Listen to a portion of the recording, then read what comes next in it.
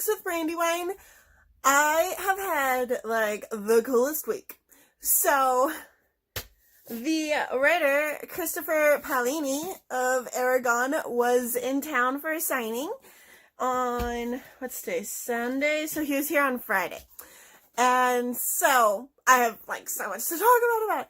Okay, so to get started, the reason I found out he was going to be here is because I just went on Google and typed in book events in Albuquerque. And, like, I don't know, like 5 or 6 entries down, it said he was going to be here for a signing. And I was like, oh my gosh, so excited. But I was in the middle of Shakespeare month, so I couldn't read any of his books because I was so focused on finishing the Owls Readathon and reading all my Shakespeare books. So I was like, all right, May 1st gets here, I'm going to start reading his books as fast as I possibly can to try and get them all read before he would get there on May 10th, which didn't end up happening. I did manage to finish reading Eragon, and I managed to finish reading The Fork, the Witch, and the Worm, which is the short stories. And so, and this one was really fast. I think it took me like a day and a half to read, and then Eragon took me like the whole week to read. But it was so good. I haven't read these books since, so Eragon I think I've read at least 3 or 4 times. The rest of the books I've read maybe once, and I would like read them as they would come out. And then I'd read Eragon over and over again so I could catch up on what was going on because, you know, it was a long time in between releases. And so I was excited to read them again, but it had been so long, I had forgotten most of the information, so I really enjoyed getting to go through and read them. When I finish reading the other 3 books in the series, I'm going to do a video talking about, you know, the books and what I thought of them and stuff, but since I only got to finish reading Eragon, I'm not going to get to that. There are 6 books here. If you saw in the thumbnail, they're kind of, well, I guess you couldn't see all of them because they're so thick. But there are 6 books. And the reason that I have 6 books is because I have the 4 books from the series that I bought as they came out. And then I have the short stories, The Fork, the Witch, and the Worm, which just came out in December. And then I also, while I was at the signing, bought this exclusive collector's edition of Eragon. And at first I wasn't going to buy it, but there's a few things in this collector's edition that I just felt like I couldn't live without. And so one of those things is this huge colored map. So this is the map of Allegasia. It has been colored in. As you can see, there's like footprints that show the path that he took on the way in the book, which was really helpful because I was reading it and I was like, okay, I think this is where he went, but I wasn't entirely sure. And so now I can just look at the map and it shows exactly where he went with his footprints. Another thing that I really loved about it, I might as well just take off the dust jacket because I don't want to damage it. I'm going to be opening it. Another reason that I bought this book is because it has all of these illustrations in it. And these are all illustrations that Christopher Paolini did. And then it has, like, his notes while he was writing it. It's, like, a bunch of, like, behind-the-scenes features. Brahms' ring, which, you know, I was reading about, but I didn't know what the symbol was that was in the ring. An explanation of, like, just different concepts, like Jorvis and stuff. And then also included in here is some things that were written into the original first draft of Eragon, the one that was self-published, that got cut out when it got republished with the major publishing company, whose name I can't pronounce. Knopf? That name. I can never pronounce that. But, and for instance, there was one scene that was from Murtag's point of view while Eragon is in prison and Murtag is having to plan to break him out with Saphira. And the original book had that whole point, but when we read it in Eragon, it just, like, you know, he's in jail and then suddenly they're there to rescue him, and it never shows, like, their side of what was going on. And so now we have that. And it's all shiny and gold and beautiful, and I love it. So when Eragon was here, when Christopher Paolini was here, it was at the local Barnes & Noble, and it was upstairs in, like, the new pop section. And I did not expect there to be so many people. So I wanted to get there at 6 o'clock. The signing was at 7 o'clock. And I got delayed.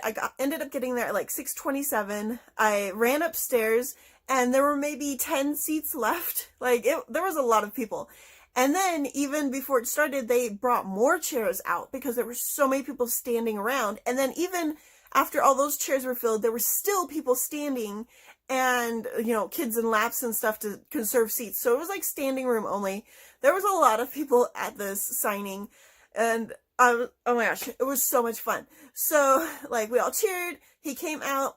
I did try to video most of it, but my hands were really, really shaky. So I will put a link in the description below to another guy that recorded at a different Barnes & Noble event, and it's almost word for word the same. So you won't be missing anything. When you watch his, you'll see what we saw. And then he did a question and answer section.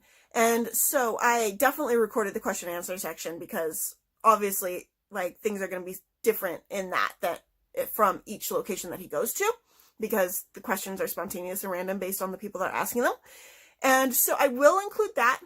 Just know it's going to be shaky. So if you get motion sickness easily, you know, just go ahead and skip it. No big deal. But I will include that. I would definitely suggest watching it. Like, if you can handle the shakiness, like, I would definitely suggest watching it, because he gave such good advice while he, like, was doing his talk. One kid asked him what he did, like, what made him write the books. And I've watched, like, almost every video that is of him on YouTube, and I hadn't heard the story. And it was a story of something that he did after he graduated, before he started writing the book, that proves just how very bored he was. So there was definitely that in there. I thought that was really cool. And then people were asking him for advice for kids that want to become writers, and he had really good advice, not just for writers, but just advice that's really, really good for our lives in general. So I would definitely suggest checking those out. I will try to do timestamps for each of the questions that were asked of him in the question and answer, so you can, like, skip to what questions are interesting to you. And then after the question and answer section, he was kind enough to sign our books. And he didn't just sign one book, or even just the book that we bought at the store, because you had to buy a book at the store to get it signed, which I had already bought the short stories book at Barnes & Noble at that specific location, and I had the receipt, so I got my wristband. But I also, you know, bought the collector's edition that night, so I had, like, double. I could have gotten 2 wristbands. But he didn't just sign one book. He signed every book that people brought with them. So, like, for me, I brought the entire series, and I wasn't the only one. Like, a lot of other people brought the other series too, and he signed every single one of the books that we brought. And then he personalized one of them. So for me, I had him personalize my original copy of Eragon that I bought, like, way back in the day. It's turning yellow. It's got H spots. And so he signed it to Brandywine and his signature. And he even, like, I noticed on some of them, he put the date. And so that was the one that I got personalized. And so that was, I wanted him to sign that one so bad. And I was, like, making plans on how I was going to, like, slide it in there. Like, if he was only allowed to sign the one that we bought there, which was going to be the short stories, I was going to, like, somehow slide in Eragon, because that's the one I really, really, really wanted to get signed before I found out he was going to sign all of them. But I brought all of them just in case, and I'm really, really glad I brought all of them. So then, of course, I had to have him sign the collector's edition one. And so for, like, all of the other ones that he signed, he just signed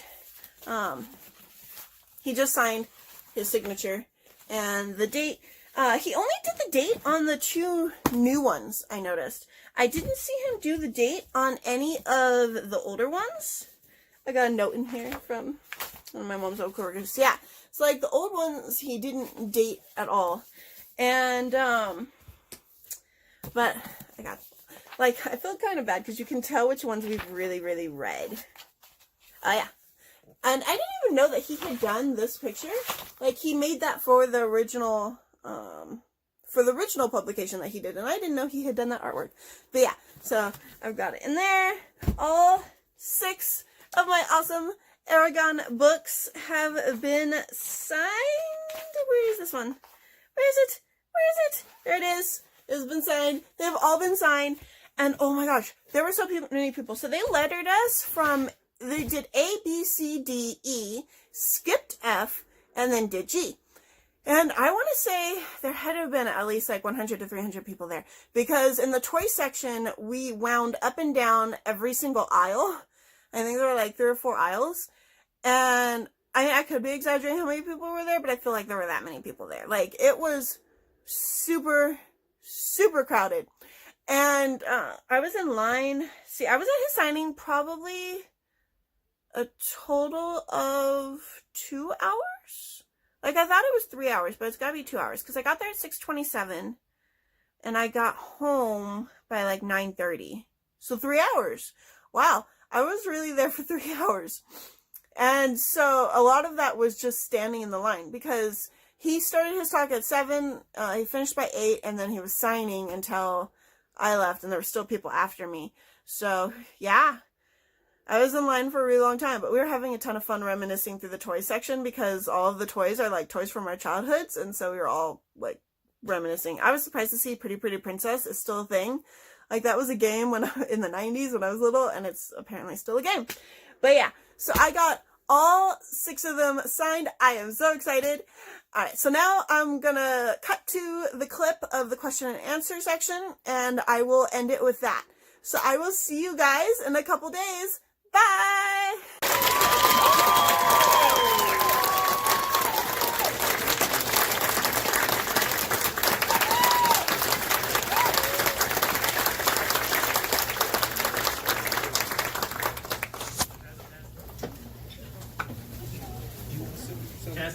Test. Can you guys hear me? Yeah. All right. Well, thank you for that awesome welcome. It is a real pleasure to be here with you today. Also, this has been a sort of an exciting 6 months or so for my family in general, because a few other things have come out. As you may or may not have seen here in the store today, Barnes & Noble has released a special collector's edition of Eragon. Actually, do I see one there? May I borrow that for a second? Thank you so much. This collector's edition, this is my shameless self-promotion, by the way. This collector's edition has just shy of 50 extra pages of material in the back, which includes art, editing, behind-the-scenes world-building stuff, maps, and deleted scenes from Murtag's point of view.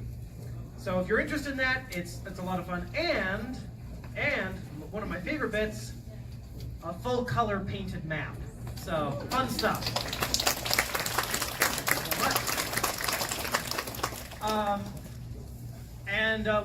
One other shameless bit of self-promotion, just a tiny bit.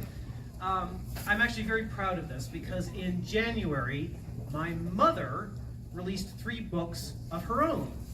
Now, my mom is a trained teacher, and I was homeschooled my whole life. And all right, yeah, my parents just started teaching my sister and me right when we were born, and it just kind of snowballed from there. And my mom's a trained teacher, and she's very passionate about education and homeschooling and literacy and writing and all of that. So she has been working for the past few years on these books, which are specifically geared for teaching young people on how to read, write, and spell. And that's actually what the big book is called, Read, Write, and Spell. And it is the sort of thing that you could use, or someone else in your family can use. It gives you all the tools you need to teach a young person how to read, write, and spell. And these are the exact techniques my mom used with me and with my sister, and I can honestly say that, without that, I never would have become a professional author. So if you're interested, you can check out her website, which is PaoliniMethod.com, or you can find her on, Twitter and Facebook and all those wonderful social media platforms. So, okay, shameless self-promotion over. Questions? We'll try to answer them. Yes? How did you primarily design the magic system? How did I design my magic system? Basically, magic is defined by restrictions and by what is possible, which is defined by your restrictions. So in my case, I tried to minimize the amounts of times that I had to make my readers say, hey, wait a minute, how does this work? So really, in my world, there's only one assumption that all my magic is based on. And that one assumption is that in my world, living creatures have the ability to directly control energy with their minds. And energy can be defined as, potential energy, electricity, heat, motion, those forms of energy. And everything else flows from that one assumption. And I just tried to be very, very rigorous with that and what was possible with that. I hate reading stories and saying, well, but what about that? That always drives me nuts. And I'm sure there are instances of it in my books. I can't think of everything, but I try. I try. Good question. Yes? If you were a dragon, what color would you be, and what would your abilities be? If I were a dragon, what would my color be and what would my abilities be? I would be the most gorgeous blue dragon you've ever seen. However, I am partially colorblind. So I am told that what I perceive as the most gorgeous blue ever is actually pretty darn purple. So, as far as powers, being able to fly and breathe fire is pretty good. I'd be happy with that. Mental telepathy so I can talk with people. Yes? What did the Manoa tree take from Eragon? Book 5. Next question.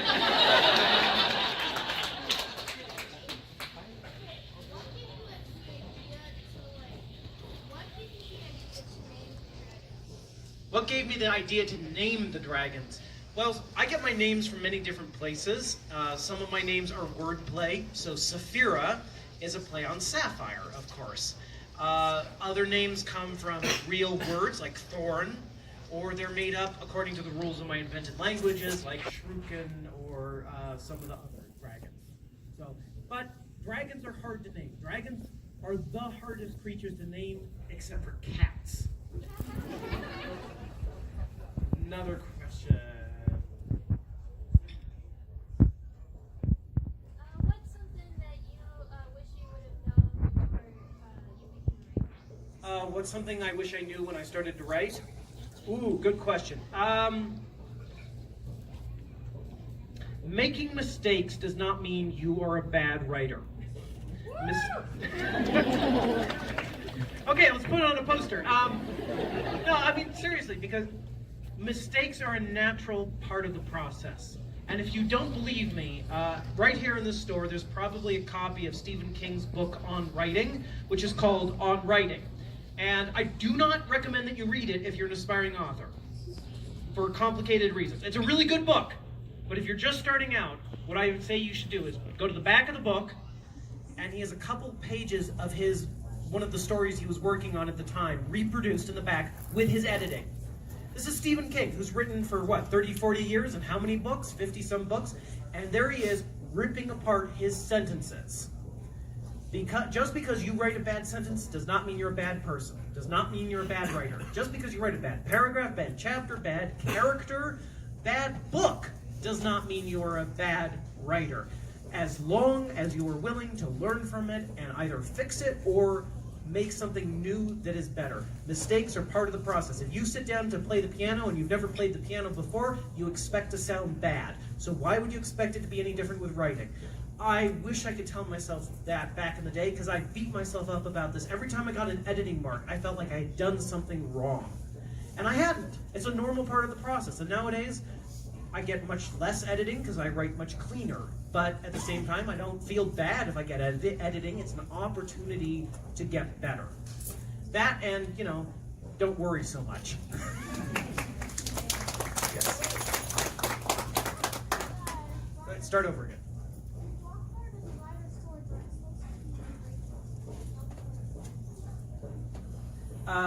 The writer's swords are supposed to be unbreakable, so how did Galbatorix break them?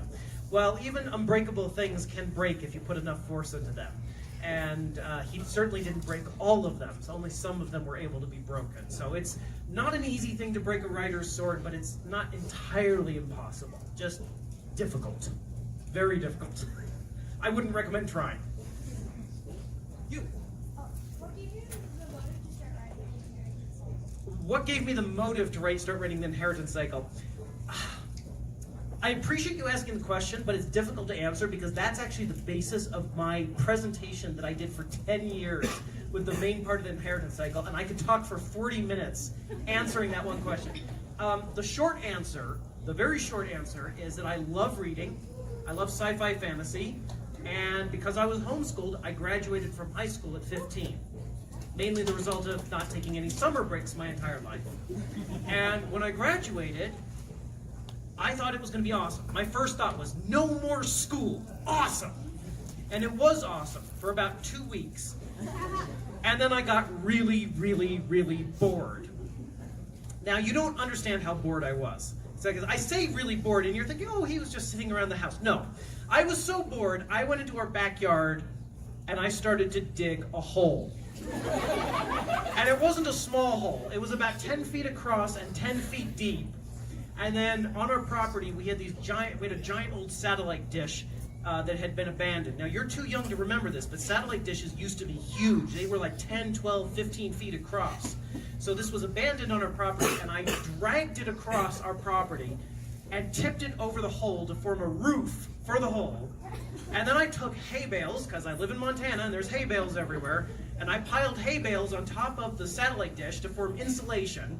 And then I started ripping off bark off dead trees along the Yellowstone River by our property, and I used them to make shingles on top of the hay bales, on top of the satellite dish, on top of the hole. Now you might be wondering how anyone got into the hole. Well, I did what any normal person would do, and I dug a tunnel into the hole. And then I went to those same dead trees, and I started chopping the trees down with a claw hammer, I might add.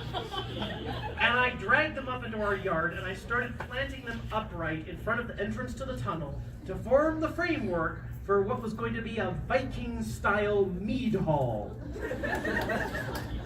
Now, when you start digging giant holes and building Viking-style mead halls in your backyard, you are officially bored. So, to answer your question, I decided to try to write the sort of story that I wanted to read myself. And since writing dragons and fighting monsters was not a viable career option, I wanted to write about that instead. And I really think that everyone should have that opportunity at least once in your life where you don't have to do anything. I wasn't in school, I didn't have a job. The only things I had to do were the chores around the house.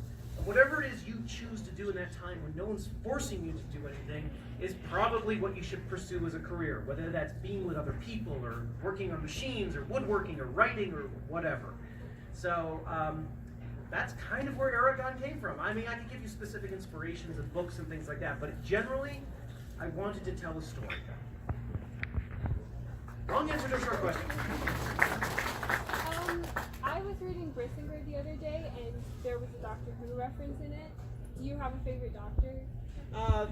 The question is, there's a Doctor Who reference, but there's more than one Doctor Who reference in the books. Who's my favorite Doctor? It's a three-way tie between Tom Baker, Christopher Eccleston, because he's named Christopher and he's a badass, and David Tennant. I have not seen the new Doctor yet, so let's see. Yes. Were there any characters' deaths you struggled to write? Were there any characters' deaths that I struggled to write? Was that the question? Yes. Boy, do I spoil Eragon or not? I mean, it's only been out since 2003, but let's just say there's a character who dies in Eragon who's rather significant, and yes, it was very hard to write, but it was necessary. I feel every death, and I think you can't write the deaths properly if you don't feel it, which is also why I'll never write anything, incredibly grim and depressing, because I'll feel it. It'll make me grim and depressed. So I don't need that. Yes?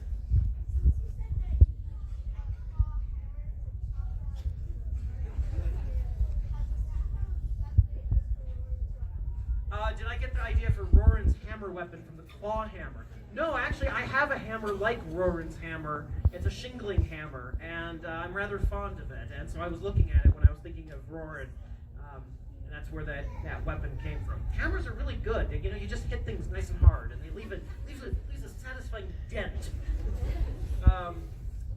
Yes.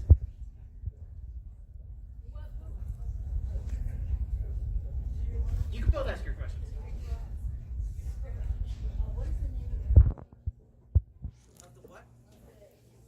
What is the name of the ancient language? I'd love to tell you, but I don't trust you.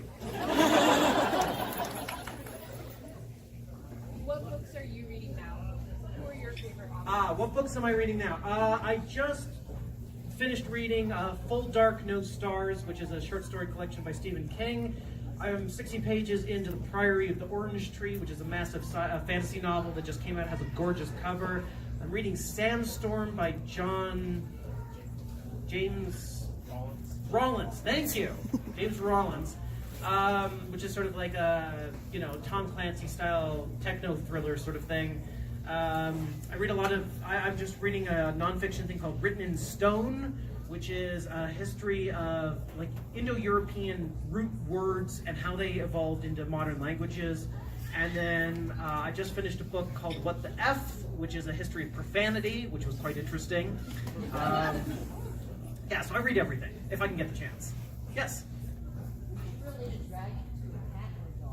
Would I relate a dragon to a cat or a dog? More to a cat, and also to a raptor, like an eagle or a hawk. So.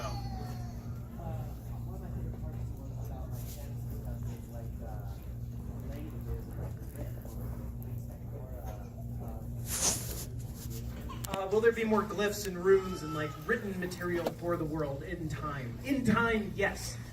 Some of that's on my website already, but as I write more short stories and more world building, yes, there will be more of that. Because I love that too. So, someone actually translated all of the ancient language words into the Gallifreyan language from Doctor Who and gave it to me on tour. It was really cool. Really, really cool. So, yes. In the back, yes. I just wanted to know, how did you come up with the concept of Eragon's sword and being able to translate his magic into sword wealth? So how did I come up with the idea in Brissinger that Eragon is able to transfer his magic into the sword of Brissinger and that it bursts into fire when he says its name, right? Yes. Yeah. Unfortunately, I have to admit that I didn't come up with that idea. I was writing the forging scene for the sword and was just having an absolute blast writing the scene. And then I was telling my dad about the scene, and he just looked at me and he said, it sure would be cool if it burst into fire every time you said the name of the sword. I literally face-palmed. I was like, how did I not think of that? And actually, on the note of that sword, there is a show from A&E channel or something. It's called Man at Arms, and it's kind of like Forged in Fire. And they do replicas of sci-fi fantasy weapons. And last year, they made a replica of Brissinger from a meteorite. And you can find the episode on YouTube. Just search Man at Arms Brissinger. They made this beautiful replica of the sword, and yes, I'm buying it. And in fact, they used lapis lazuli in the pommel, and they're replacing it with a chunk of raw sapphire for me. So, yes. And actually, on a slightly different note, the film that was never made, I can't believe I'm bringing this up, but since I know there's probably some of you wondering if there will be any more films that have not been made, as you may know, so the original film that wasn't made was not made by 20th Century Fox, and Fox just got bought by Disney, which means that Aria is now technically a Disney princess. And I actually have a friend who collects Disney merchandising and stuff and toys and stuff, so I called her up when the deal was announced and I said, hey, I created a Disney princess. And she was like, oh, shut up. So anyway, I'm hoping that Disney will want to do something with Eragon. It's very much the sort of property that Disney likes. And in fact, the same team that worked on the Eragon film, coincidentally enough, also worked on the Percy Jackson films. So Disney may also want to do something with Percy Jackson, which would be cool too. So we shall see. Anyway, I've been up here yammering for quite a while, and I would love to sign your books. If any of you have questions that I haven't answered now, feel free to ask them as you come up with your books. Before we get to that, though, I'm going to first of all take a picture of you. Everyone, say Eragon. Eragon! All right. Thank you. And as I mentioned earlier, you you guys can find me on my website, paolini.com.